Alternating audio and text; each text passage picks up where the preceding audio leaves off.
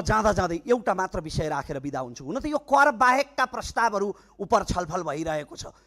हामीलाई सधैँ टेलिफोन आइरहन्छ, माननीयज्यू बिरामी भइयो, गम्भीर प्रकृतिको रोग लाग्यो, क्यान्सर भयो, मुटुको रोग लाग्यो, किडनीको रोग लाग्यो, उपचारमा सहजीकरण गरिदिनु पर्यो, बडा लाचार महसुस हुन्छ।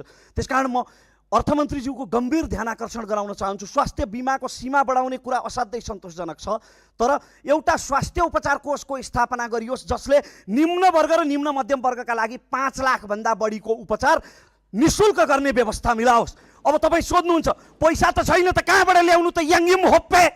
सभामुख महोदय, रक्सी, चुरोट, सुर्ती स्वास्थ्यका लागि हानिकारक जति वस्तु विदेशबाट आयात हुन्छन् अर्को 50% कर थपौँ।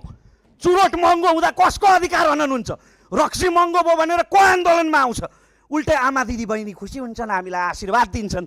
एक त मान्छेले कम खान्छ उसको स्वास्थ्य राम्रो हुन्छ, अर्को निम्न मध्यम वर्गीय रोगी बिरामीहरूको निःशुल्क उपचार